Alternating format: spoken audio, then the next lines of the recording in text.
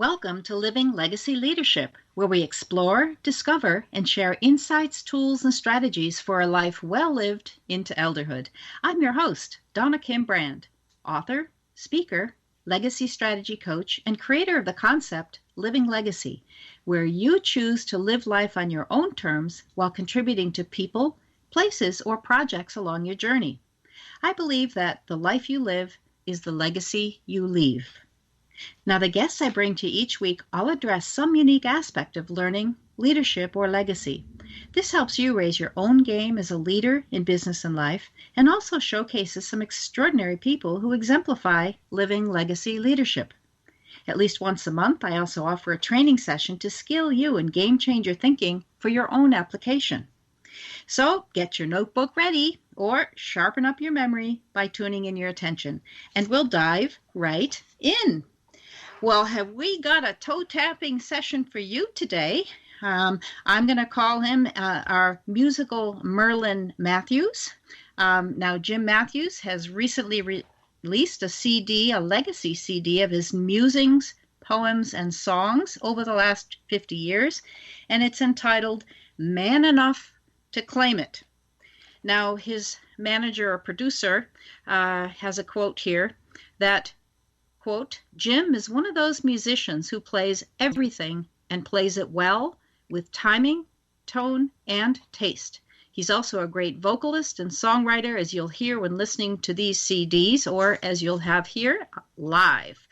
He's adept at any genre of music, so sit back, take a journey with Jim through his life and times. And that was from Wes Easter, his producing manager.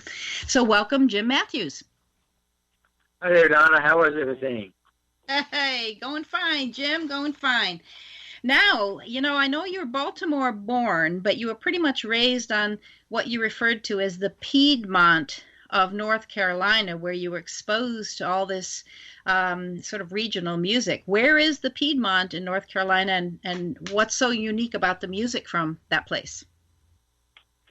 The Piedmont is the section of North Carolina, sort of from the middle of the state to the mountains, but not including the mountains or the East Coast.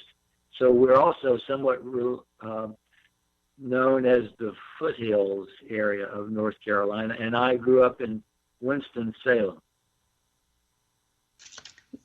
Well, that's cool.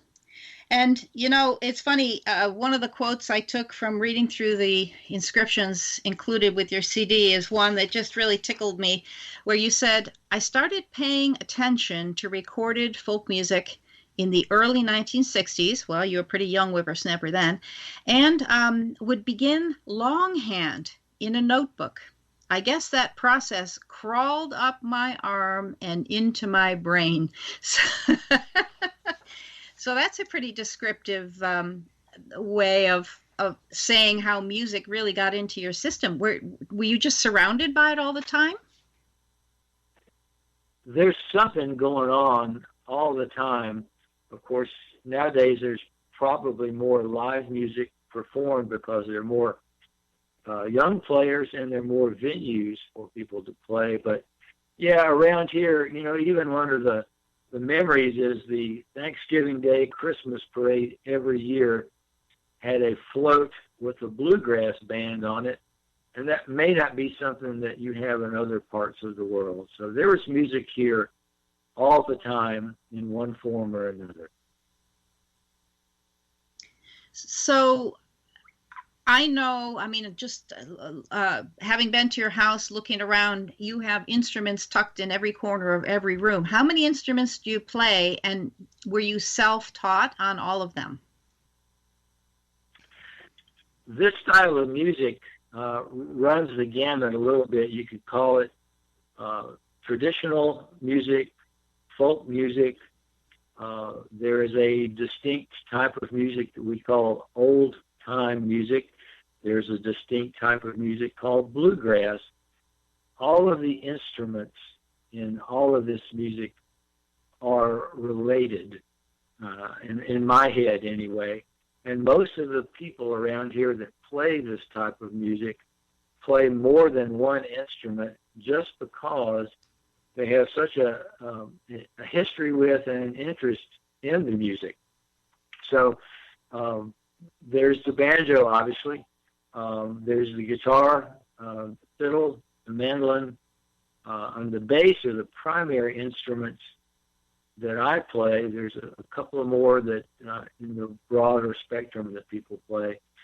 But it's the kind of thing that you hear this music, and if you're attracted to it, if it strikes you in a certain meaningful way, you just pick up an instrument. Sometimes it's as simple as, well, this is what was laying around the house because mom or dad played the guitar or the banjo or the fiddle. And lots of kids grew up that way in a household where one or both of the parents and most of the siblings played music, and they just picked up whatever was available. Or in some cases, if everybody in the band already played something and they didn't have a fiddle player, then somebody might pick up the fiddle and make it a full family band. So I just started picking stuff up and learning how to play it. And it's been a very meaningful part of my life for as long as I've been around.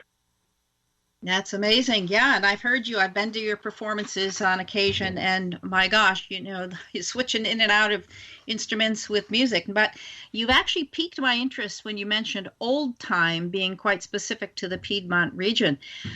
Do you think you can give us a little rendition of some old time music? Sure. I'm going to play a tune that I wrote that's on this recording that I just made. And it's in actually I'm going to play two styles of banjo. Around here, old time is generally referred to as drop thumb or claw hammer or frailing style of banjo.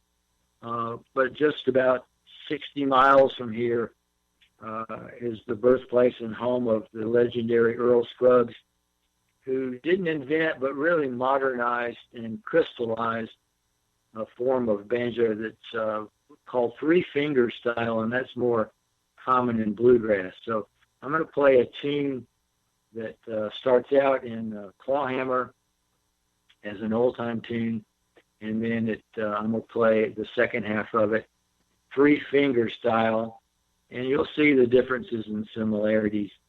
So I'll get fired up here and give it a whirl. This is called The Road to Harper's Farm.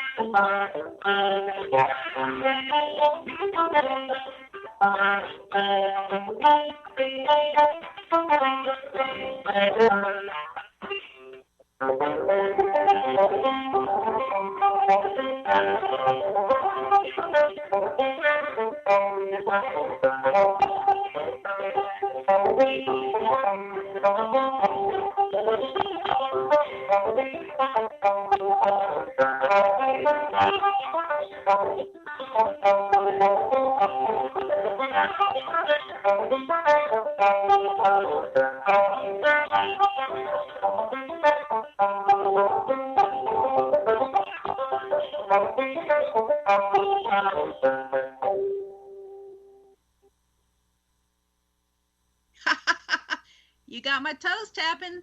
Thank you. That was really cool. Awesome. Wonderful.